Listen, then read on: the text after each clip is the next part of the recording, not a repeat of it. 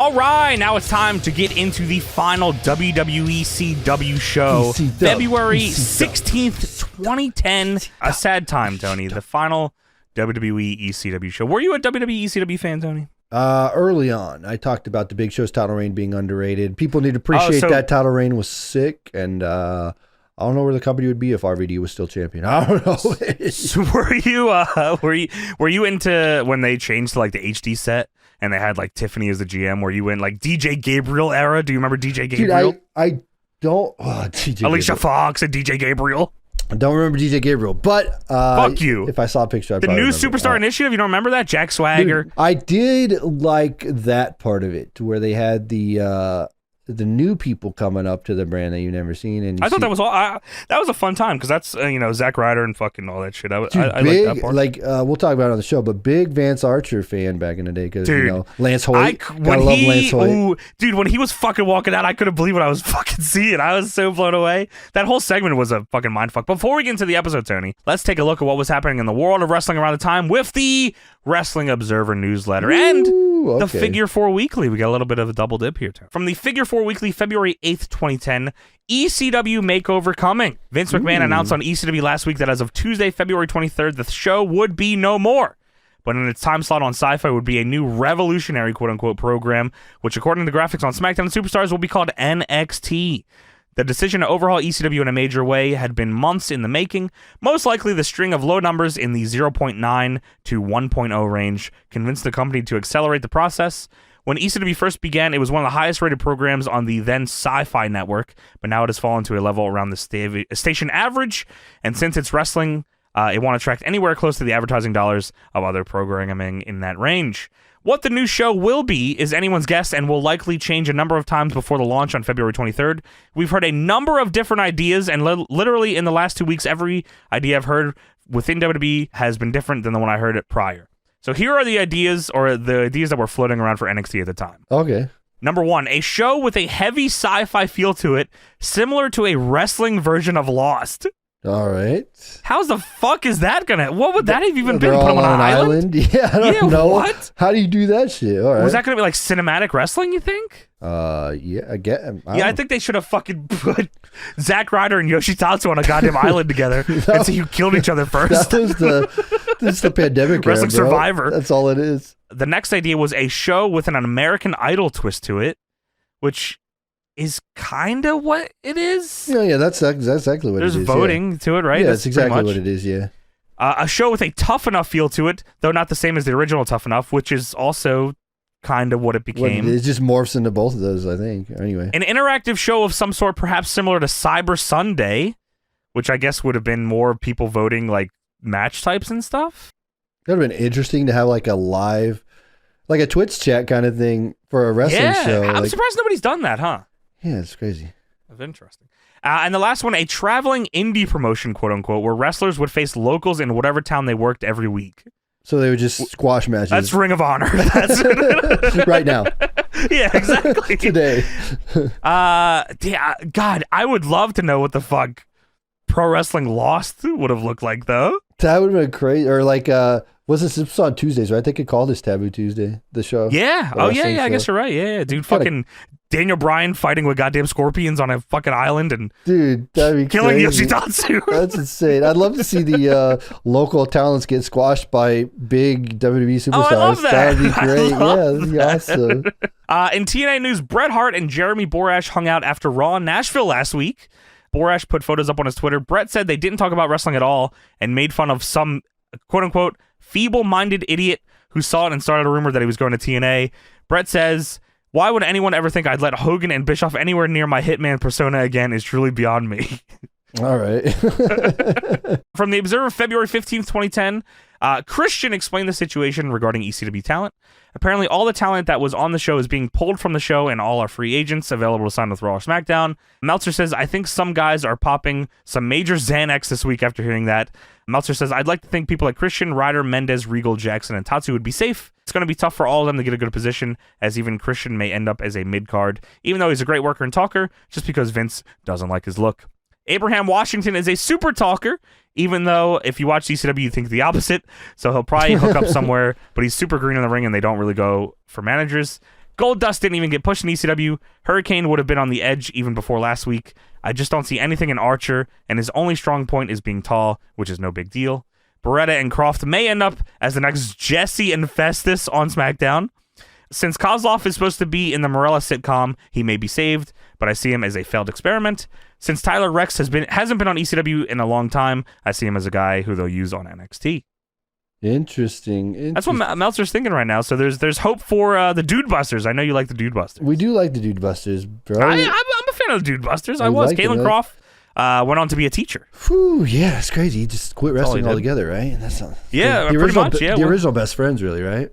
Yeah, exactly. That's right. Yeah, that's crazy. Also, Christian, it didn't go anywhere. He won the World Heavyweight title, actually. So he goes to SmackDown, right? He did all right. He did okay for himself. Yeah, he did okay for himself. What is this? Morella, was it just like a segment on Raw, or was Santino gonna have a fucking no? TV, I think it was show? like a talk show. That's Morella talk show, I think. Right? Okay. Didn't he have a talk show with Kozlov, and Kozlov wore like a bowling hat? Or he wore. something? Yeah, I do remember that, and I remember one of them was very fucking funny. I just can't remember what it was. Santino Morella foreign exchange show. Okay, maybe it was a YouTube show. Okay, you gotta check this out. This is the first time remembering this. I think I remember this.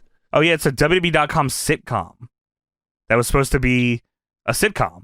So at the time, like they were really into making their own .com stuff. I think even because at the end of the show it says ECW you can watch on WWE.com. So I think they were making a lot of .com exclusive stuff, and they loved Santino back then. You know, he was super over. He was fucking over like Rover. Yeah, hell yeah. So they having Kozlov. I think Kozlov wore the bowling hat or whatever. Remember that? I do remember this. Yeah. So his job was saved. This is one that we've read before on the show, but it's so outrageous that I wanted to bring it back because this was like maybe 100 episodes ago. Yeah. In TNA news, Hulk Hogan was trying to recruit RVD, and RVD actually put the taped conversation on his website. Which, if anyone can find this, please send it to us because I would love to listen to this thing. Hogan brought up Impact moving to Mondays, said that he's been in talks with Jeff Hardy and how he and Hardy were discussing quote-unquote whacked out storyline ideas. Hardy hasn't signed yet, but hasn't seemed to show any interest in one-shot offers from other groups. Regarding Hardy's future, as of press time, anything was possible and nothing was certain. RVD said he was interested in discussing it further, and the rest of the conversation wasn't taped. Then Hogan was on the Monday Night Mayhem radio show. He strongly hinted about Monday, but couldn't go out and say it. Just said there are things like budgeting and stuff, and how quote-unquote smart marks want them to go live on Mondays, but noted all sorts of issues, hinting that wasn't the case because of how much it would cost. As noted, the last word was going live every other week first and seeing how that affected ratings. He said he's learned a lot in the short period he's been in charge, and that if he's learned anything from the Australian tour, it is that he doesn't belong in the ring anymore. He brought up Jeff Hardy and RVD like he thought he was getting them, and claimed all kinds of WWE people are in contact. Hogan then claimed on Bubba Love Sponge that he will be turning heel soon. If he was, you think he wouldn't say it, but then again, who knows? That's insane, bro. He is the most fucking insane human being I think that has ever fucking lived. You could look up like a million Bubba Love Sponge things with Hogan, and it's a lie. Everything he says is a lie all the time. Maybe I've seen someone suggest that before, or maybe a couple people actually, that we listen to a Hogan Bubba Love Sponge interview for Patreon, there was one or even where for the pod. He was talking about the screw job, and he said teeny weeny little Shawn Michaels held Bret Hart's shoulders to the mat and wouldn't let him kick out at WrestleMania. Yeah. And God. That's a screw job. That's the screw job. At WrestleMania, teeny weeny little Shawn Michaels held Bret Hart's shoulders down to the mat. The ref got it at 3. And that was on Bubba Love Sponge. So absolutely fucking crazy. Dude, the craziest ones I've seen are after, because there's one right after the Bash at the Beach incident. I think he goes on there, and there's a lot of shit on there. I think we talked about it on the show before, but I think we have talked about there's that. There's a lot of shit on that. We maybe find that one and talk about that sometime. But okay, there's a lot of crazy shit going on. There's a million lies on that Bubba Love Sponge show. I love it. And last thing here from the Observer, February 22nd, 2010. Another one we've read before, but it's in line with what we're watching tonight. In WWE news, WWE will introduce its first reality show since Tough Enough on February 23rd from Milwaukee. WWE NXT on Sci-Fi as a new way of getting the audience familiar with new talent. The show, said to be based on The Ultimate Fighter and Tough Enough, will introduce 8 new wrestlers from FCW, Florida Championship Wrestling, and use the reality format to try to make them stars. These kids crash and burn a lot, said Vince McMahon in an article. By putting them into this environment, we'll find out if they can make it. There's no better ways to develop skills than being in front of an audience, and that makes for good television. ECW, it feels old. It feels tired. Sometimes our brands need freshening up, and you have to continue to invent yourself. That's what Vince said about ECW. It's old and tired. Yeah, you're right. You're right. In 2010. It's old and tired. I'm never want to hear those words again. ECW is dead. Well, ECW is fucking dead now. Not only is it dead now, Tony, but we are reviewing this show, what is it, almost 14 years later, and ECW still has not come back in any form. No, that's not. Which is surprising, actually. Very surprising. So, let us get into the final episode of WWE ECW. ECW. ECW. ECW. ECW. All right, now it's time to talk about WWE ECW February 16th, 2010. ECW! The final WWE ECW. Yes, sir, we promise you a great main event. Andre the Giant. The maker of champions. No, they don't say the maker of champions. It's not over. The world is watching. Yeah, hell yeah. What's the It's Not Over one from? That's one I don't... It's not over. The world is watching. Is that like... They're still watching the show, I promise. It's not over. The world is... I don't know. Maybe overrun? I don't know what's going on. Well, Tony, after 20 years... It's all coming to an end. They are so in your face about this being the final episode of ECW. I couldn't believe it. The voiceover guy's cool, though. I like the voiceover. Yeah, no, it's cool. Years, it's all coming to an end. But yeah, like I said at the top, I didn't remember that this was so like a definitive, this is the final ECW thing you will ever see on WWE. Yeah, they, like you said, Vince came out and said 2 weeks we're done, and then this was the week, and then they said, legit, this whole intro, they show old clips of ECW, like Sandman doing shit, and, you know, Sabu jumping around, but like, there is, that is the only piece of old ECW you get on this show. Like, there's no, like, interviews from old guys, or, like, any more, like, the best of ECW things. What there is, I'm so mad about one of these, we'll talk about it fucking later. Dude, I think they just wiped the slate clean, you know, Vince came out, obviously, just like, he was just pissed. This sucks. Like, what is this? This shit sucks. All right, we're done in 2 weeks. Like, they just had Christian. They had TV contract, and then they had to keep providing content for the TV. Yeah, they had to do a show on Sci-Fi still. Yeah, I'm pretty sure. So then they're just like, well, we'll just figure it out in 2 weeks. We got 2 weeks. We can figure it out. Yeah. And so then they did the NXT. Lost. Yeah, right. So then put Zack Ryder on an island. Vince said, fuck ECW and fuck Paul Heyman and fuck RVD and Sandman and New Jack and Tommy Dreamer and Raven and all of them. Maybe Tommy Dreamer could stay around. Wait, he's gone. He retired already, dude, right? I mean, even listen, it'd be fucking outrageous. But they absolutely could have had fucking all those dudes you just listed come out and get beat up by Ezekiel Jackson. No, they were just moving on. Were they all in TNA? No, they were like, ECW's done. We're looking to the future. I thought the same thing, and then I actually thought it was better this way, because I disagree too, and I think Sabu should have come out and taken the Rough Rider. Oh, woo, woo, woo, woo. No. Yeah, I think they should have crucified Sabu Zack Ryder style. No, woo, woo. No, crucified a giant W. That'd been great. Yeah, I think so. Well, Yoshitatsu's song plays. Yeah, dude. Hell yeah, man. Fuck it. If you're gonna kill ECW, let's just fucking kill it, man. No. Yeah, this is the best. Like, honestly, like as a corporate entity that WWE is. They stuffed Sandman into couch cushions. They should have been like a time capsule or something. You like buried. Like that trope of like when a guy leaves the independent or leaves WWE, he like buries his old gimmick. Oh, or he's whatever. leaving jail. Yeah, or like burying the gravesite, and they bury ECW. That would have been crazy. But this was the right move, because they said, we're done with this. We're moving to the future. We're gonna promote the new show that we got coming on, which is and promote it. They do, Tony. And this is a corporate entity, WWE, so they got to provide you with the next evolution of professional wrestling, which is NXT. So you don't like the idea of Zack Ryder, Yoshitatsu, Zeke, and Kozlov beating up Sabu and No, I crucifying like him? the batshit crazy ECW. Oh, sorry. And Goldust is there too. You don't want the modern day Eliminators, the Dude Busters, to take out Sabu?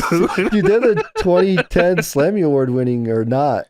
I don't think that's true. Yeah, they just lied. I'm pretty sure. True. But yeah, so I think it would have been crazy if like Sandman and all of them came back for one last thing. I mean, you got the spirit of ECW living on through Christian here tonight, so we'll talk about it. Ezekiel Jackson. Yeah, I think you're right. Yeah, so ECW is over tonight. On the final episode, ECW will go to the Extreme one last time as Christian will defend the ECW title against Ezekiel Jackson under Extreme Rules. I heard you've been looking for me. I'm still standing here. Don't question my heart. Dude, this song actually It slaps. I like it. That's insane to say, Tony. Dude, this song it's an earworm of a song for sure. Slaps. The intro, not so much. I'm not a huge fan of ECW HD, which is what they should have Vance here. Archer slap New Jack off a balcony, I think. No, this is awesome. Woo. Dude, imagine if Zack Ryder just turned like Goldust with like Vance Archer like beats him up. What? Hear me out here. If Zack Ryder turned into Goldust? Hear me out here. I'm listening. This is how you bring. This is how ECW HD lives on in 2024. Okay, I'm listening. So they do like the not electrocuted because they already did that with Goldust. You know the ooh ooh ooh. Yeah. How could I forget? But they do like Vance Archer slaps Zack Ryder or whatever kind of thing. Today? No, back then. Back then. Okay, in this era. And then Zack Ryder has a fucking issue, stutter, like a stutter thing or whatever. I think like he turned out okay without needing a stutter. Yeah, but he's instead of ooh ooh, he's saying woo woo woo, and he just can't stop saying it. This is why you see me. That's a fucking shitty idea, Tony. I think I'm gonna kill this whole company. No, this is awesome. This is great.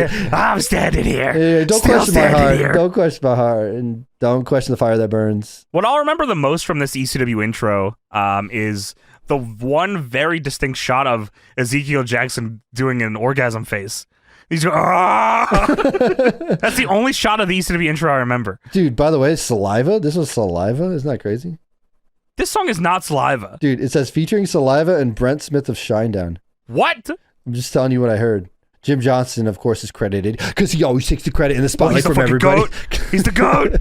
No, I guess it says Saliva and Brent Smith of Shinedown. Wow. Maybe Saliva. Because you know the background, like if you listen to the song, it sounds like a Saliva song, kind of, now that I hear it. Okay, Tony, so here we go. The original, there's fucking 4 versions of this song. So Don't Question My Heart by Jim Johnson featuring Kyle Morrison was the first version of the song. And then they went into the version with Saliva and Brent Smith of Shinedown. Saliva and Shinedown collab for ECW. What the fuck are they cooking over here? This brand could have gone forever. Nah, this shit sucks. Dude, you know what? We talked about original ECW though. I will say, watching this intro, the Don't Question My Heart one, I kind of like the New Breed versus the Originals feud kind of idea. Not that it was a good idea in theory, but what a horrible execution. I love the idea of like you were talking about like woo Zack Ryder beating up Sandman or whatever you said. Well, that's inspired booking. That's a whole different. But I think Matt Striker in goddamn pinstripe underwears, fucking fighting Balls Mahoney, fucking made me want to fucking end my life, Tony. So I don't know how much I enjoyed it. Ever fucking Matt Striker get on this podcast ever? Sorry, I apologize. Balls Mahoney might be the worst. Pinstripe underwears. Dude, that might be the guy you talked about earlier in the Q&A. Who do we hate the most? Bad. Matt Striker? Just all over. Sure. Bad commentary, bad wrestling, bad gimmicks. A lot of pyro here. Rest in peace, ECW sign. And on commentary, we have Byron Saxton and Josh Matthews, a legendary team. Ooh, it doesn't get any better than that, I tell you what. No fucking way, yeah.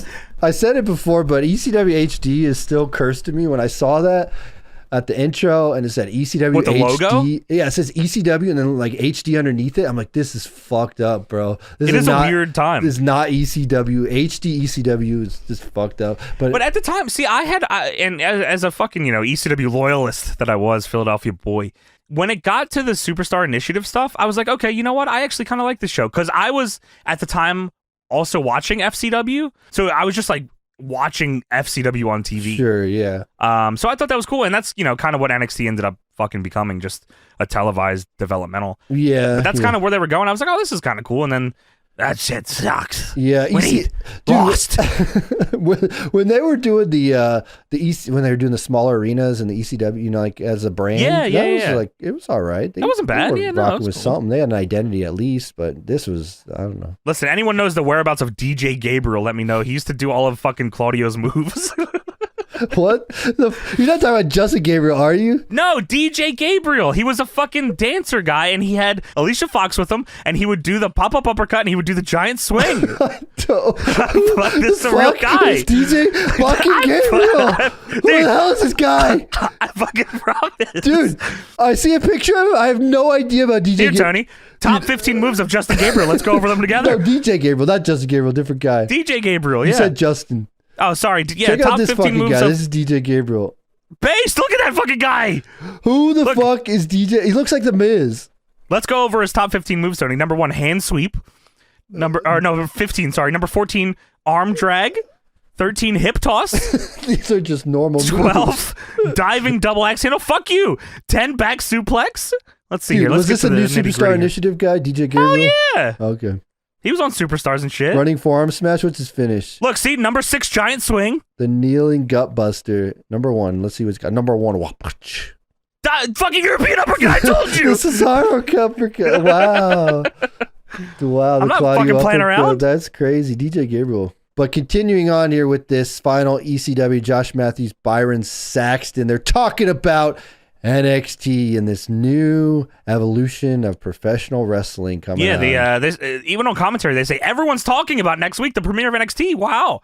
And tonight, we meet the cast of NXT. And that is the crux of this episode. Nothing fucking matters on this show but learning who is on NXT next week. But opening our show here, we have a WWE Unified Tag Team Championship match.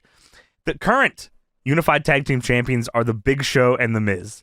And this has to be one of the most insane mashup songs of all fucking time. Jericho already happened, right?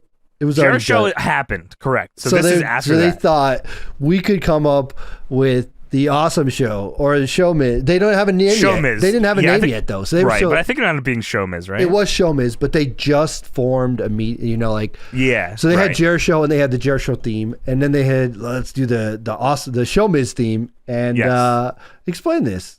Tell us know. All right, so here is how you hear the Big Show and Miz's theme song. This is what you hear. Well, awesome. Big Show, I came to play. Dude, that's goes, the whole song. Big Show. Big. Why does it say like that? Does it say like that in the real song? Big Show. What the fuck? And then it'll play is it the Miz's theme? I don't even remember. Yeah, and then it just says random quotes from Big Show's song Big in the middle of it. What the fuck is going on here? Show. Yeah, dude, yeah. Get ready for trouble. Awesome. Big Show. The fuck is going on here? This sucks so bad. It's unfucking believable. I had to stop watching because I was fucking laughing so hard. Because in my head, I remember that being a mashup that my buddy Blake made just to as a joke. Big Show. Big. But this is a real fucking mashup that they used. Big Show. I was like, what the fuck? For all the shit that I give the Miz, by the way, I did think he looked cool with the double belts in the U.S. title. Did look pretty good. Yeah, Big Show looked cool. Double belts also pretty sweet. Big Show kind of looked like a smacked ass, but I'll give it to him. Big Show's cool. He's always cool. And then you know what? They got to bring these dudes back because remember, the ECW brand stays true to what it was because Big Show was a former champion and the Miz. You do love that fucking run. The Miz with the hat and the bird taunt and the shit. Bird taunt, yes. That's ECW through and through. So 8 days ago, Tony, on Raw, Miz and Big Show won the tag titles from DX. Sean's distraught here, which I'm assuming this is the lead up to Shawn Taker. I don't remember what Mania that is. Is that this one? Yeah, I think so. I think it's he does a match. Right? It's not the first match, is it? Is it the match? It's when he tries to... Isn't this the one where he tries to win the Rumble and then he does the hands? Does that make sense? This is how I described that. Hands. Yeah. And then he super kicks the ref. I think that's this one. Oh, okay. Yeah, that makes sense. I think that's Taker Shawn, and then I think he's gone, right? Yeah. Okay. Yeah, that makes sense. Yeah. So Shawn's distraught. He's thinking about Taker. Shawn tags in when Triple H is a House of Fire on Raw. Miz rolls up Shawn and gets the win, and they win the tag titles there. Wow, what a crazy happenstance! And now they're coming to be tag champions here on ECW to relive the glory of ECW because we love ECW here. Now, Tony, if you put a litany of large guns to my head and said I had to fucking tell you who this tag team was that was coming out to face Big Show and Miz, you would have put an unbelievable amount of holes into my head. I could have never fucking guessed this. The only team I could have thought would have been the Dude Buster, right? I don't even know any other teams. I would have just, I was thinking it was going to be Carlito and Primo. I don't know why. That's who I fucking thought.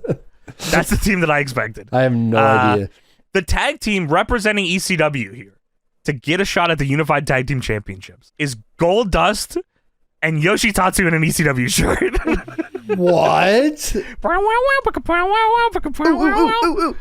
Dude, this is fucking insane. And even on commentary, Byron Saxton's like, oh, I'm fucking surprised at the great chemistry between Goldust and Yoshi because Yoshi doesn't speak English. So what the fuck are you talking about? Dude, they speak the international language of wrestling. Of course, brother. Of course, yes. And Yoshi and Goldust in this match are doing some combo moves here. They do a thing where I think Goldust catapults Miz into like a forearm from Yoshitatsu. Then Yoshitatsu does a running flipping senton. Yeah, good moves. And then Yoshi drops down and Miz runs into a big ass of Goldust in the air. Love the big ass move. Which was tremendous. One of my favorite as well. Goldust moves, the big ass. Commentary very confusing here for me, Tony. Josh Matthews calls Yoshitatsu the cardiac kid. Yeah. The fuck does that mean? Because he puts you in a cardiac arrest. That's fucking... Is that right? No, is that what he did? Making shit up. I don't fucking know. Why didn't they do that to the Sandman? Yoshitatsu puts him in a cardiac arrest. I have no idea what the fuck he's talking about. He's just saying shit. They're just talking about, like, the whole commentary is just like, oh, look how good they're together. Oh, they're like strange friends, but they work out. Bedfellows, yeah. Strange Dude, bedfellows, but it this works. match went less than 10, by the way. It did not feel like it. Yeah, it was a very, very long match, it felt like. Yoshi tries to fight back on the Miz, eventually hits him with what Josh Matthews calls a roaring elbow, which is not true. That is just Joey Styles misinterpreting Masato Tanaka. Dude, that was definitely a roaring elbow. I wrote that down. Rolling goddamn elbow, Tony. And then Goldust tags in, which Josh Matthews then goes on to call Goldust the following two things: the Maverick and the Nonconformist. Nonconformist I get, but the Maverick? Logan Paul, the Maverick. What the hell? Goldust the Maverick? Okay, the fuck? They're just like legit just saying stuff. I don't know if they were trying to like come up with stuff and hopefully something sticks so one of these guys doesn't get fired. So like they're just the cardiac kid. Oh yeah, here he's coming to SmackDown. It's because like Byron Saxton and Josh Matthews don't really have like a personality, you know, like whatever. They're trying to figure it out still, I think, right? They were fucking shitty. Yeah, they're trying to get it. So they're like, all right, well, you know, like Jim Ross says is, oh, Stone Cold. Oh. So they got to get their own little, oh, it's a Maverick. And then, the cardiac kid. Holy shit, it's the Nonconformist Goldust. Who is that? Is that Bobby Lashley? Oh. Eventually, Big Show goozles Yoshi by his throat and flips him backwards over the top rope, then walks along the apron where Goldust is doing 10 punches in the corner to Miz. The ref is distracted because Yoshitatsu went to the floor. So Big Show walks over and punches Goldust in the balls. Yeah. and then the Miz hits the skull-crushing finale on Goldust to get the win and retain the unified tag team titles. Still unified champions, and yeah, no. Did you like Show Miz? It was all right. I don't know. There's a lot of the Miz stuff that kind of runs together for me. A lot of to this day. Yeah. I mean, it wasn't bad. It just was a team. It was like, yeah, okay. Yeah. As they're up the ramp, Big Show, who is, of course, the big heel here, he looks out of the crowd and goes, "Mwah! Look, we can't be stopped." Dude, I wrote that down too. He goes, like, Mwah! He's a big evil. Big Show! Dude, it was straight out of the water boy. Dude, yeah, they said, like, be the fucking most bad guy you could be. And then this is the part of the show where we start to look at some of these NXT rookies, Tony. Not really look at them. I thought we were going to get video packages or something. We don't get nothing. We just get names. No, they save that shit for next week. Yeah, you're right. The pro is Chris Jericho, and his mentee will be Wade Barrett. A former bare-knuckle fighter from England. And this part of the story that I don't remember, I don't know if they dropped this or what.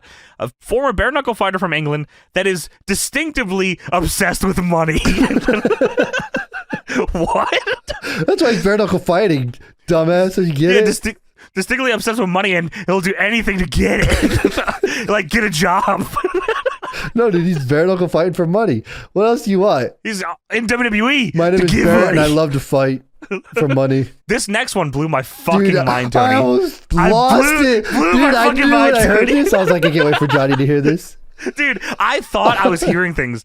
I legit had to look it up because I was like, there's no way this is what I'm thinking. The pro is Matt Hardy. Yeah, big pop actually for Matt Hardy. Yeah, Matt Hardy's over here. And he will be mentoring Justin Gabriel. This, I swear to you, Deadlock listeners, this is what they fucking said. Justin Gabriel, he is a cross between Johnny Damon and American Idol's Adam Lambert. There's no fucking way we're still talking about Johnny Damon. Jr. Johnny Damon, the baseball player general manager. was like, there's the Raw GM, the guest host of Raw, Johnny Damon. How do we keep doing that? Where like I feel like that happened with Jesse Ventura, where he like kept getting brought up after we mentioned him once. Dude, I never thought about Johnny Damon in my entire life in WWE. Ever. And he comes up twice. Well, backstage, our ECW general manager Tiffany, for the last time, will address ECW. Who is Tiffany, by the way? Can you explain? Tiffany, of course, Taryn Terrell, Tony. Oh, yes. Great TNA legend. I love her. TNA legend. We watched her versus Gail Kim for Patreon. One of the all-timer matches in TNA. Tremendous fucking match. Her run in TNA is awesome. If you only know of Tiffany from WWE, you are insane. How's Get that out of your fucking possible? box. Go watch anything else. Come on. How's that possible? That's all you know her from. Yeah, go watch her TNA stuff. Very good. So yeah, Tiffany says 8 WWE superstars will mentor 8 aggressive and opinionated rookies. Opinionated. They sure wanted to get that over. They said, Wade Barrett needs money. I like to fight and I need money. I need money. I love money. Dude, he would have fit great in ECW. All those fucking guys needed money. ECW is where all the dudes were broke. Then Zack Ryder, woo, and Rosa Mendez come in. You gotta get beat up by Vance Archer and have a stutter. Zack Ryder says, I just don't get it. How can Christian and Ezekiel Jackson have the honor of competing in the final ECW title match? Wouldn't it be better and more appropriate to have the heart and soul superhero of ECW compete in the final match? For those that don't know, he was the heart and soul superhero of ECW because he won a feud against Tommy Dreamer, who was the heart and soul of ECW, and he won a feud with Hurricane, who was, of course, a superhero. So that's how he got I like it. That's actually awesome. That's really good. But yeah, he says, wouldn't it be better if I was in the match? And Tiffany says, no. And Zack says, why? Tiffany says, you lost to Christian last week. And Zack says, that was on Superstars. No, that makes total sense. Well, Rosa Mendez starts yelling at Tiffany in Spanish. And Tiffany says, listen, I don't care what language you ask in. The answer is no. Well, Zack says, this is a fucking Extreme Rules match. So if I want my presence felt, I'm going to kill Sabu. I'm going to kill Sabu tonight. Woo! He's not killed Sabu. It's not happening. He might. He's going to get in this match. His presence will be felt tonight. Not even Tiffany can stop him. Woo, you know it. More NXT reveals here. MVP will be mentoring Skip Sheffield, who they describe as an old-fashioned Texas boy who has been called an awesome inside the ring. Is that what they said? Yeah, he is also known as the Ryback. CM Puke. Wake up. It's feeding time. I thought they were calling him a hoss, but I feel like Josh Matthews fucked it up and called him an awesome inside the ring. Yeah. He's an awesome. Awesome. And he likes to entertain outside the ring as well, Tony. They didn't say how or what he does, but he just does. Dude, his theme song, awesome. I came to big. Right, babe. So they're really not doing a great job of. They lie on all of these. Dude, why did they just do pre-tapes? Why you just play video packages? Come on. Well, I think they end up we reviewed the first NXT, right? Yeah, I think so. I think yeah. We So we did. They show a lot of those on there. So no, I guess but they were definitely just really could have done better than having Josh Matthews and Brian Shit, Sexton. they had the fucking time, Tony. Yeah, because there's something that they show later that took 5 whole minutes that I was fucking so annoyed at. Yeah. And we go back to the ring, and my man, Tony Atlas, is standing in the ring. There's couches in the ring. It's the Abraham Washington show, starring Abraham Washington. Here's Abraham Washington. I'm actually curious how many people even know who the fuck this is that's listening to the show. I know he managed the Primetime Players for a minute. Oh, okay. And then he got fired for like a Kobe Bryant joke. Which was fucking insane. Because he would manage at ringside, but they'd have a live mic on him. Holy shit. And he would just riff at ringside. Wow. And he made like a crazy fucked up joke about Kobe Bryant. And then they had to apologize for it and like TMZ and shit. This is insane. Yeah. Think about Abraham Washington. I think I mentioned him a couple weeks ago. We were talking about the worst talk show on the Q&A or something. And I brought up Abraham Washington. This is I get what they were going for here. So the idea was like Conan O'Brien or Jimmy Kimmel. Yeah, he was a late night comedy guy. Yeah. With Tony Atlas in the back laughing who was the guy? The bald guy with glasses that would always laugh. I'm bad at this. I know what you're talking about. On the David Letterman show. Yeah, I know what you're talking about. The guy in the back of the David Letterman show. That was what they were going for the David Letterman show. The fans, the kids, they don't get it. They don't like it. Nobody, crickets. Nobody They cares. needed to have their goddamn in-ring talk segment, goddammit. It's okay to have this, but the fans just did not care. They did not like it. Abraham Washington says, thank you. I said, thank you. I'm trying to be nice. And he said, I'm the most entertaining man in all sports entertainment, Abraham Washington. And Tony Atlas, no, even if he's not making a joke, even if Abraham Washington is just in the middle of talking, he legit is just standing behind him going, there's applause signs showing up on the Tron. Abraham Washington says, thank you, St. Louis. Tony Atlas, dude, they're not in St. Louis. They're in Kansas. They're in Kansas fucking City. Kansas City. But anyway, he said, sorry, I only remember important cities. Yeah. So, like, I guarantee they told Tony Atlas to do more than laugh. Like, because later he says, oh shit or something. I don't remember what he said. Yeah, they want him to probably be like a sidekick more than just laughing. I guarantee Vince thought this was hilarious. Vince probably thought this was the funniest shit he's ever seen. I thought this was fucking hilarious. I love this shit. Vince was like, this is great. Let's go. So Abraham Washington says, this happens to be the final episode of ECW, and I know it's sad, but there is the silver lining, because after tonight, Abraham Washington will be an official free agent in the WWE. And Abe says, you know what that means? It means I'm rich. And you know the rest, huh? That's right. I said it. Wade Barrett comes out and says, I want your money. I need money. But yeah, Abraham Washington tries to do the I'm rich bitch thing, I think. But he says, I'm rich. You know the rest, huh? That's right. I said it. He did. He did. Abe says that Raw and SmackDown are going to have to open up their banks to get me, and LeBron James and Kobe Bryant aren't nothing compared to me as a free agent. Everybody's talking about the new action-packed, innovative show, WWE NXT. Have you seen this? Have you heard about this? I heard about it, yeah. Which will be premiering right here next week. On to my final guest for the evening. Since this is such a big show, I went to Vince McMahon himself and told him the final Abraham Washington show needed the biggest star in the company. And Abraham Washington says, I'm going to do this right. And he got on the couch, he pointed at the stage, and says, join me in welcoming my final guest here on ECW, the biggest name in sports entertainment, Abraham Washington. I got him.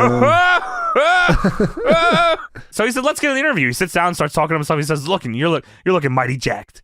And then Shelton Benjamin's theme hits, Tony. Ain't no stopping me, no. This sounded different. Yeah, it's the gold standard version of the song. You can't stop me. Gonna give it to you. Yeah, it's just a little bit different. ECW version, I like it. The extreme version. You like gold standard, gold hair, Shelton? You know what, Benjamin? dude?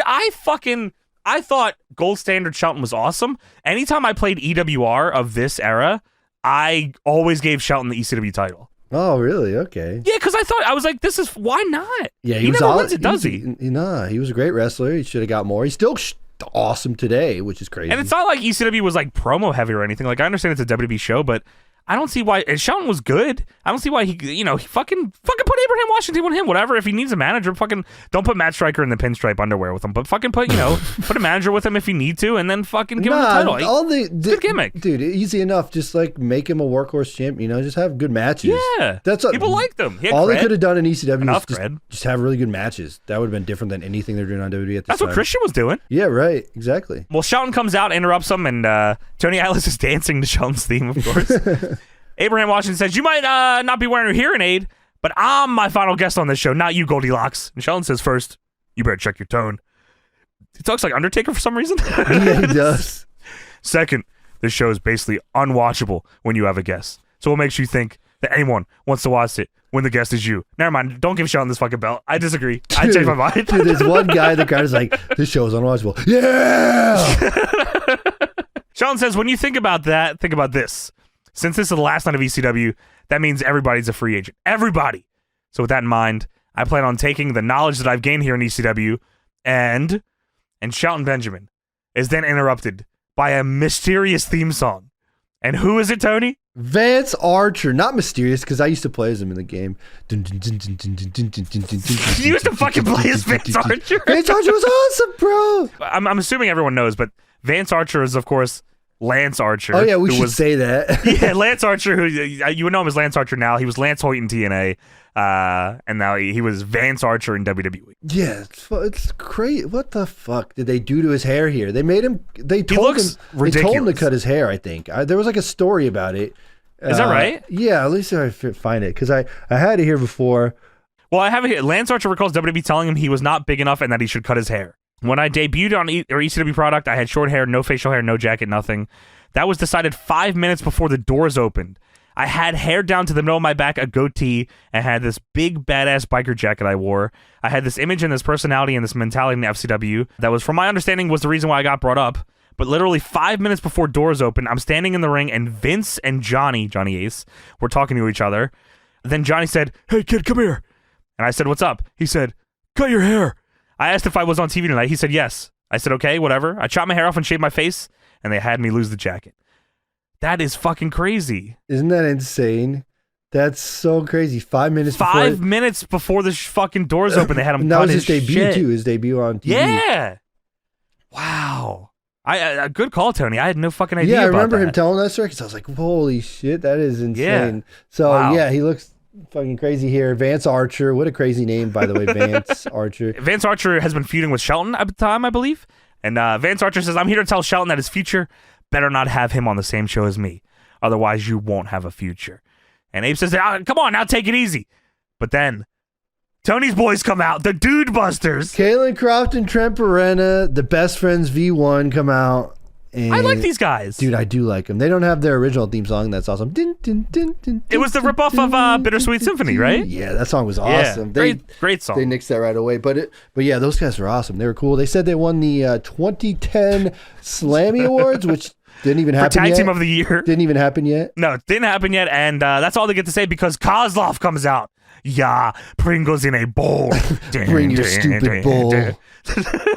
Kozlov comes out, cuts a promo on Russian, gets the what treatment. Everyone in the ring is laughing at him. By the way, this isn't debut Kozlov, by the way.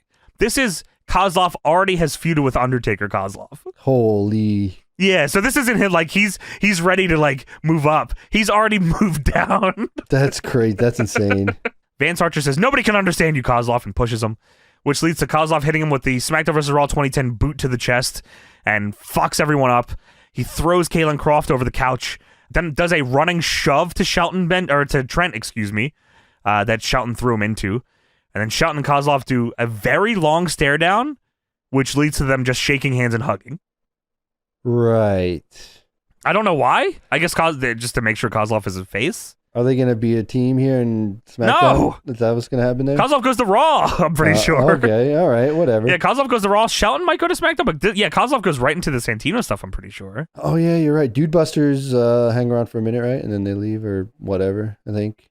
Dude Busters go to Superstars. Oh, wow. And then... yeah, they're fucking gone. Dude, Vance Archer... I was looking this up because I was like, what the hell happened to Vance Archer? Gate Crashers, bro. He teamed up with Kurt Hawkins, and they became the Gate Crashers, which I fucking have no memory of, the Gate Crashers, by the way. Gate Crashers was a name. I don't know if Matt Stryker came up with it, but I remember like he was the only one that ever said that. Like, I don't know if that ever made it anywhere but Matt Stryker's voice.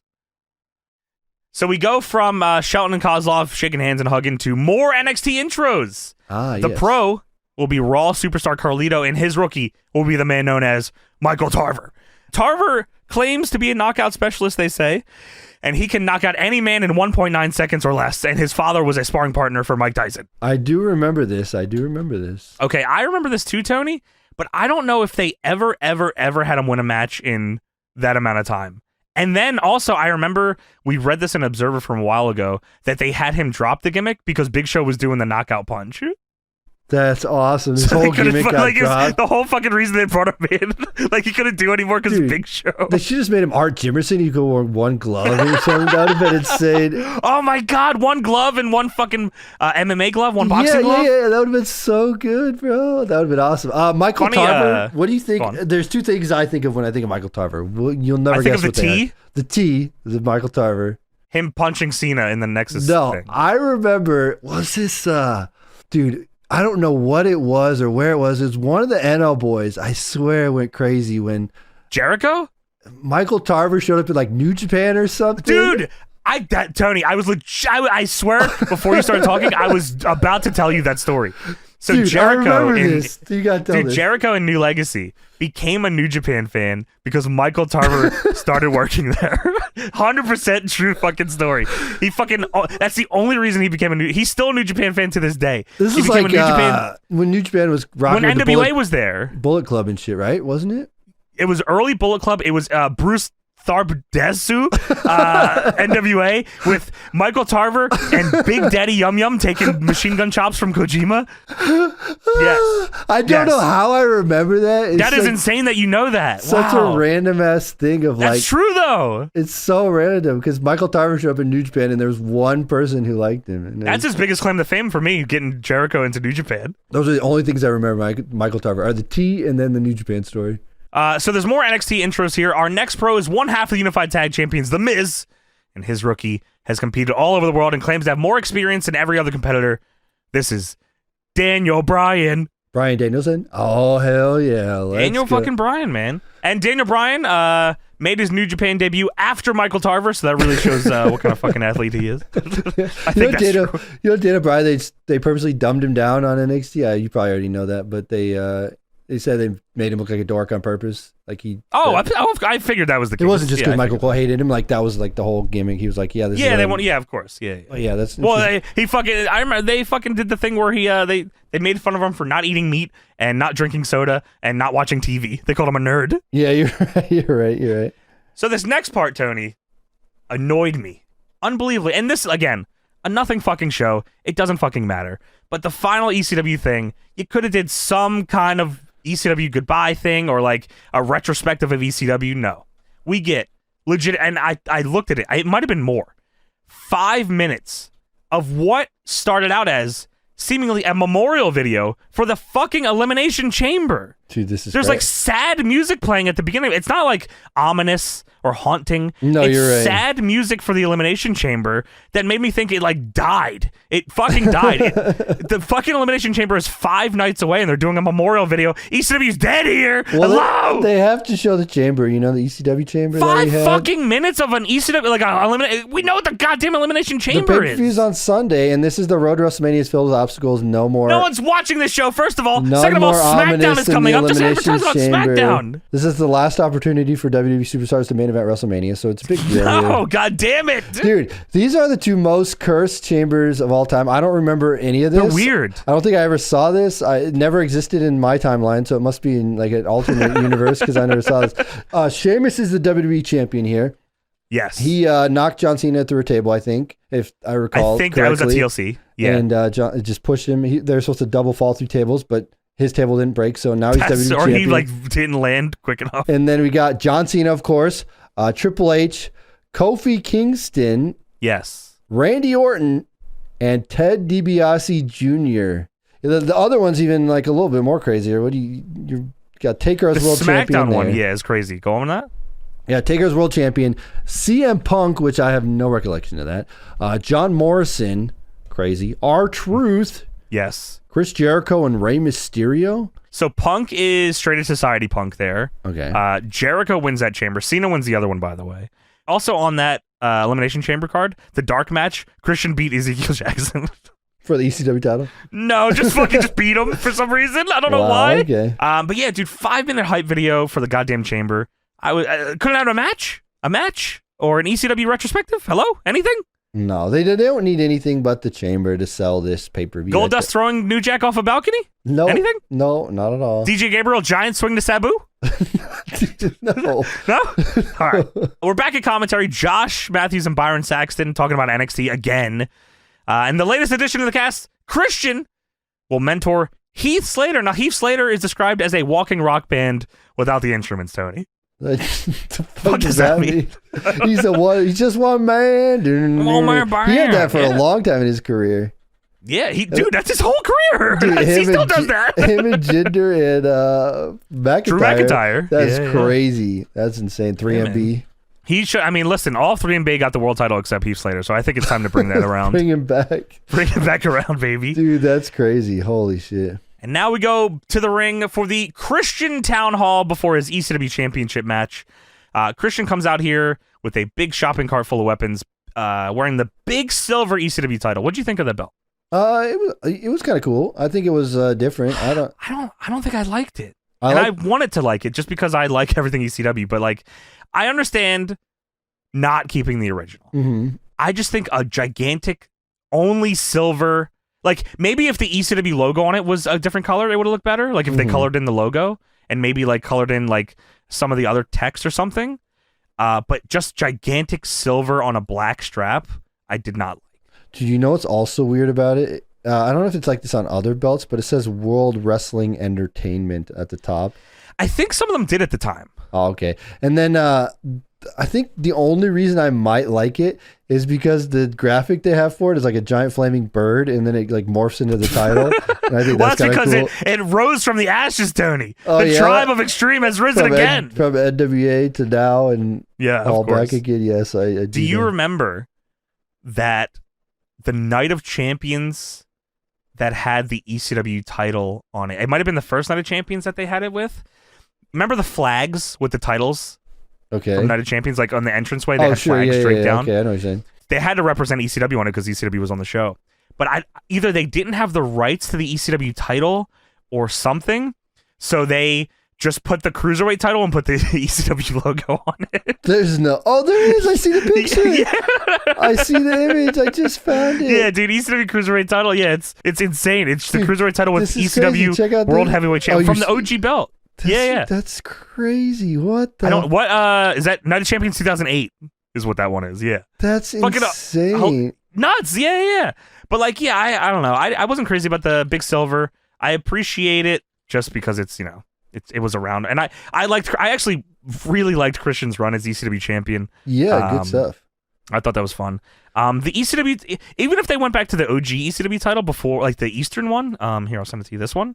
Mm-hmm. Something like this where like just give me the logo in some color, you know what I mean? Oh yeah, that was cool. That was cool. Yeah, they were just trying to be different here, and that's all it was. Well, they fucked it up, Tony, and that fucking company's the fucking whole brand's fucking dead. No, it's coming. It's coming through here with Christian. Let me tell you. So Christian comes out, very faint ECW chanting. Christian cuts a nice promo here. He says, "It was a year ago this week that I debuted on ECW, and I'm sure everybody knows that because I've referenced it a million times in my life. The Todd Grisham, it's Christian debut." Which has Christian ever talked about that? I don't know. Probably. I would love to know what he thought of He used to have a podcast, so maybe he did. Well, Todd Grisham commentates fucking DAZN fights and shit, so he's doing pretty okay. Christian said, when I came back to WWE, people thought maybe I should have made a bigger impact. Somehow being on ECW was like a demotion, they thought. Well, I never looked at it like that. That was true. It was a fucking demotion for sure. Well, he never looked at it like that, or at least he says so, Tony. He says, I've been in the business a long time, and ECW to me feels like home, and ECW gave me a chance and gave me the ball, and I ran with it and let me reconnect and compete against one of my oldest and best friends, Tommy Dreamer. And he also says ECW let me mentor young and upcoming superstars like Yoshitatsu. He has a huge future. All right. Yoshitatsu goes on to be very fucking hated. I'm pretty sure like he goes to New Japan and people fucking hate him there too. So it doesn't work out great for old Yoshitatsu. And I got to do most of it as ECW champion. I stand before you, my peeps, the longest reigning current champion in WWE. And tonight I fight for every ECW original. See, this is where this should add fucking all the boys line up in the front row, Raven and fucking Sandman and Sabu and New Jack. And they're chanting EC Dub and they're all high. One last time, just get the crack out for the boys. Let fucking Sabu do a line off the barricade. Dude, they should have done like a Rocky Philly thing and he's running down the street with the ECW originals. Goes up the stairs with the ECW They go to the ECW arena. He smokes some crack with the Sandman. Blue Meaty's dancing. Kimono Wanalei is dancing on top of the building. That'd be awesome. And he also says, tonight I fight for every young ECW superstar in the back that's trying to find their way. And then there's a real ECW chant, which I thought was cool. Yeah, that was sweet. Which might be the last ECW chant ever. I guess not, because they chant ECW later in that. But I guess, for this show. And the last official ECW chant, because ECW goes away after this. And Dreamer says, tonight ECW goes away forever, but I will always be proud I was a part of something great. And I'll always be proud to say I was the very last ECW champion. And his music hits again. And we go to commercial before our main event. But just before our main event, Tony, we have to look at another goddamn NXT rookie. Of course we do. Our next pro is CM Punk, and he will be mentoring Darren Young. Now, all of the things you can think about Darren Young's career. Obviously, he does a whole different gimmick after this. The Primetime Players and all that are way different. He's a beast now. He's fucking looking huge. Darren Young, shouts out. No days off with the arms. And the hair. Or lack thereof. But he's he looked like fucking John awesome. Cena. He did look like, that was his whole fucking thing. Dude. People just said he's John Cena. Dude, but he looks fucking good still, man. He's still running too. So yeah, I bet, dude. I bet. But maybe you can remind me of this. Maybe somebody listening to this has a better idea of whenever they displayed this. But they say Darren Young possesses an immeasurable strength. When the fuck was Darren Young's gimmick ever anything to do with him being strong? Wasn't he just a party boy? He was a party boy. And Punk hated him for it. That was the gimmick. Yeah, exactly. But like, he was strong? Yeah, I don't know. He's on New Japan Strong, brother. Ain't that right? Shouts out to Fred Rosser. Shouts out. So now it's time for the final ECW main event, the final ECW Championship match. Christian defends the Big Silver against Ezekiel Jackson. The 10 pounds it's of what silver. It was. Christian defends the ECW Championship against Ezekiel Jackson, who is accompanied by William Regal in an Extreme Rules match. This right here we call domination. It's what a combination great of skill and concentration. For those that don't know, to the occasion and do something amazing. Because anything I do, I dominate it. I dominate it. I'm stronger. Go harder. I'm a monster. Dude, great song until like 3 more bars and then they just loop it forever. No. Ooh, fuck you. That part's awesome. This right here we call domination. For those that don't know, Ezekiel Jackson's theme is a guy rapping over the Brawl for All theme. It is, and that is awesome. Yeah. And you can watch us watching the entirety of the Brawl for All on Patreon, by the way. Yeah, we did that. Cheap plug. Tremendous. Patreon.com/DeadlockPW. Check it out. It's the best. But yeah, so on commentary, Byron Saxton says that 26 men have held the ECW Championship. He was lying. I'm not sure what is going on here. Okay. There's 2 things here that I'm confused about. Spoilers, Ezekiel Jackson wins the championship here. Okay. So he would be the 28th guy, according to WWE. Because 4 people WWE doesn't recognize as ECW champion. So there's actually 32 ECW champions in history. But they don't count Don Morocco, Johnny Hotbody, Tito Santana, or Jimmy Snuka. What? Okay. But even then, even if you don't count those, it's still 27. So I'm not sure what happened there. Yeah, it says, while WWE does not include the Sandman's reign in history, the implication includes their description Sandman as a 5-time former champion. So they still list him as a 5-time former Sandman? If you're on Wikipedia, if you go all the way down to combined reigns, that shows like the individual people that held it. Mm-hmm. And like there's just 4 that WWE don't recognize. But I don't know why. Crazy. Wow, okay. So yeah, final ECW title match. They have a ton of notorious weapons here, as in trash cans and kendo sticks. That's all they have, but they have a lot of them all over the place. Like a million kendo sticks, like 4 or 5, 6. There's shopping carts around the ring with a trash can in it, a trash can lid, and multiple kendo sticks. Why? Like nothing else? No, I don't know. So the match starts. Christian baits Ezekiel Jackson, throws him outside. Zack Ryder. Holy shit. Immediate. I thought he was going to be involved in the finish. No, he's immediately out here jumping Christian from behind. Goes to hit him with a trash can, but Christian cuts him off. Christian flapjacks him onto the trash can and throws him outside. That was pretty sick, actually, when he got thrown Ryder in the air, lands Taka Michinoku style on his fucking face as Christian throws him out of this ring here. It was insane looking. Eventually, Rosa Mendez gets into the ring. She's out here with Zack Ryder, and she slaps Christian in the face, which leads to ECW General Manager Tiffany feet out, running. Dude, Charles Robinson down the ramp. Dude, Charles Robinson WrestleMania style. Tiffany running down to the ring here. Spears Rosa Mendez. Cat fight! Tiffany throws Rosa Mendez face first into the canvas. She takes a fucking crazy spike bump on her face.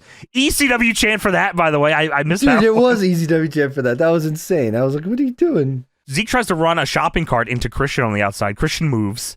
Christian then goes to spear Zeke. Zeke moves, and Christian goes head first through the front of the shopping cart, which is a tremendous spot. What the fuck? I was thinking, I've never seen that, and I don't think I've seen that since then. That was crazy.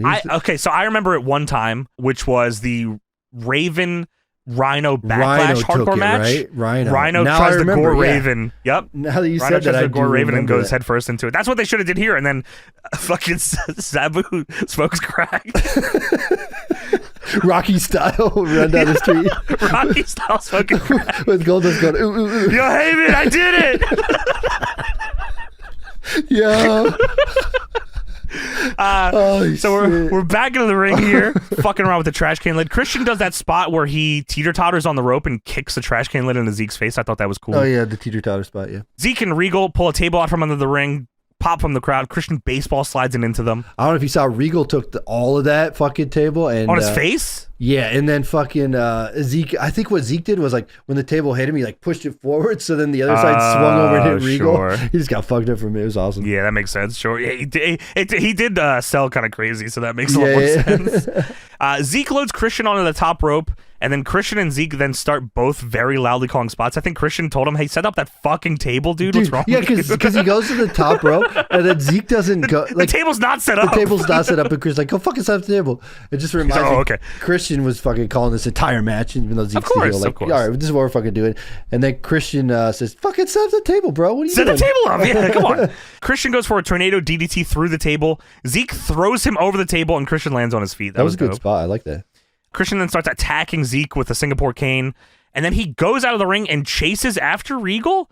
Did Christian hurt himself doing this because he's limping? No, Christian hurt himself from over the table. I think. He's selling that. Okay. At first I was like, did he hurt? Oh, that makes sense. Because, like, you know, Christian's a vet. He's smart. He's sure. Well, that was pretty here. smart. Yeah. Well, he's limping, trying to chase Regal out of the ringside area. He chases Regal up the ramp, goes back into the ring. Zeke tries to cut him off with his own Singapore cane, but Christian attacks his feet, hits him with an uppercut. William Regal's back immediately, by the way. He did not go too far. He fucking comes right back to the ring, gloms Christian from behind, goes for the running Regal knee. Christian counters with the kill switch, and then gets up and then turns right into Zeke, who hits him with the Book of Ezekiel to Christian through the table. Do you remember him having a physical book? No, I do not. I think he had a physical book when he was with Kendrick, because he managed Kendrick. Yeah, dude. Yeah, that makes sense. He managed Kendrick, and he had a white shirt. I remember that vividly. So he hits the Book of Ezekiel, which is a Uranagi, through the table, covers him, and Ezekiel Jackson is the final ECW champion. Yes. Okay, so I actually thought Ezekiel Jackson was sweet. I was a fan of Ezekiel Jackson. There was a time where I think him and Sheamus faced each other for the King of the Ring on Raw, and I was at the show, and I was very excited because I was a big fan of both of those guys. That's awesome. I don't know why I remember that. So Zeke is ECW champion. I was cool with. What I don't understand, and they haven't done it since, maybe they just didn't care. They didn't care about the brand or care about combining it with something. But I am kind of surprised they didn't just merge this with another belt. Like, Zeke doesn't bring it out ever again, I don't think. It's not like he defends it anywhere else. It's just he wins it, and then I think that's the end of the ECW title. But, like, you know, they love to do the combining it with, like, the IC title or something. Or, like, or could have turned it into the NXT title. Oh, yeah, that would have been interesting. Or he could have just carried it around and just, like, had it. Just had it. Like I'm the fucking ECW champion. He should have been, like, Mr. ECW or some shit. And then everyone's like, the brand is dead. And he's like, no, I'm ECW. Yeah, I mean, I guess... but I guess that just goes to show how much they wanted to distance themselves from the ECW shit. Like, Vince must have saw that as, like, a legit, like, if you're tied to ECW, like, you're dead to me. Yeah, I think so. He was like, I'm fucking over it. I'm done with this brand. We're moving on. We're going forward. And having Ezekiel win the belt and posing with it, now it means zero and nothing. Yeah. I feel like they should have at least given him, like, a title shot, like another brand title shot, or, you know, he's signed to a brand or whatever. You know, something so out of it. On February 19th, they start promoting that he's going to SmackDown. Then he makes his return on the March 5th episode of SmackDown without Regal, because Regal goes to Raw. And then in April, he tears his right quadricep, and he's out for 6 months. And then he gets drafted to Raw. Okay. Then he's traded back to SmackDown in December of the same year. And then he joins the Core, who attack the Big Show. All right. Yeah, and then he wins the Intercontinental title. He gets hurt in mid-2012. He comes back in 2013. In 2014... he's injured again. Then he gets released in April. And then he fucking went to TNA? He's in Dixieland, bro. Holy fuck, Ryklon! Look at this picture. Holy fuck! Dude! With goddamn Snitsky! And right, wow. Dixieland. Wow. Dude, I forgot that entirely because I thought he goes right to Lucha Underground. No. Because he's Big Rick in Lucha Underground with the goddamn eye patch and the cigar. What's he in TNA? Ryklon. Ryklon? I think that's his middle name or something. Wow. Holy Dixieland shit threw me for a loop here. I fucking forgot about that. That's crazy. Oh, dude. Okay, so June 25th, he goes to TNA as Ryclon, attacks Tommy Dreamer, Bully Ray, and Devon, aligns himself with Dixie Carter. It marked the very first time that the final champion of the original ECW and the new ECW were in the ring at the same time. Rhino and Ryclon. And then he gets fired by Dixie a month later. They should have unified those belts. Dude, they should have done Rhino versus Ryclon for the fucking the rights to the ECW title. Oh my god. Dude, and they could have like had the old NWA belt. Was the NWA around or whatever? I don't know. Fuck, bro. That was crazy. Oh, I can't. Wow. Dude, they just what a missed brought opportunity. Him in for ECW shit. That's crazy. What a missed opportunity, man. That's fucked up. And Rhino. That is insane. You just blew my mind. Well, Zeke and Regal celebrate together and hold up the ECW title. And that's where I thought the show ended. But no. So the last thing you do see on ECW is Zeke and Regal posing on the ramp with the title. Yeah. But the big thing to end the show is them announcing that R-Truth is the pro for David Otunga. Oh. God damn it. Oh, who's David Otunga, by the way? Did they tell you? David Otunga, his face may seem familiar to you, Tony, because his fiance is Grammy and Academy Award winning actress Jennifer Hudson. I knew David Otunga from I Love New York. I didn't know him from Jennifer Hudson. How do you know I Love New York? You didn't watch that show? Well, because I fucking watched the Flavor Flav one, and then New York was fucking over as hell, so I had to watch I Love New York. Oh, and then they said watch ECW on WWE.com also. Well, that doesn't fucking happen because ECW's dead. And the last thing you see on ECW programming is Ezekiel Jackson and William Regal posing with the ECW title to end the show. And that is it. There is no more ECW ever again, which is surprising. Usually the title or something or anything, but no, there's no it's just gone. ECW's dead, and it still has been dead for almost 14 years now. They squeezed all the money they could out of that, and that's it for them. Moving on. Yeah. Moving on. They did, Tony. This was, 2 matches on the show. 2 matches in an hour. 2 matches in the Abraham Washington show. Yeah, kind of crazy that they couldn't do a battle royal with Sabu. No Sabu. Sorry. No Sandman. Okay. No Tommy Dreamer. No Rhino. No Rycon. No Raven. No. Not even Blue Meanie. Blue Meanie was busy. Steve Richards busy. I don't think he was busy. I'm not saying these guys are busy. Oh, okay. They got shit going on. Actually, sure. Well, they're all free. Fair. Well, everybody's free here. They're all free agents now because ECW. They are all free agents, Tony. Well, that is it for the final episode of ECW. R.I.P. ECW, and the only thing we have left, how long after this is the TNA show then? Hardcore Justice is in August of the same year. Wow, okay. So 6 months after ECW dies, TNA does the ECW shit. They resurrect it and then they bring it back. And EV2. So it is crazy to think of how many reincarnations of ECW within WWE and outside of WWE there have been. And how few of WCW there have been. Dude, you're right. There's never going to be a WCW. Never. You're not going to have it. I feel like, you know what I think? I feel like the reunions of ECW have been longer than ECW actually lasted, which is crazy. You're probably right. There's more reunions and redos of remembering ECW than actually ECW. Than there was the actual ECW shows. Yeah, you're probably fucking right. Crazy. That's insane. But as a boy that grew up an ECW fan, this show meant nothing to me, but it's still, interesting to see the final ECW show legally, I guess. Fond memories of WWE ECW. Never forget Big Show's Don't reign. question my heart. I'm not questioning it.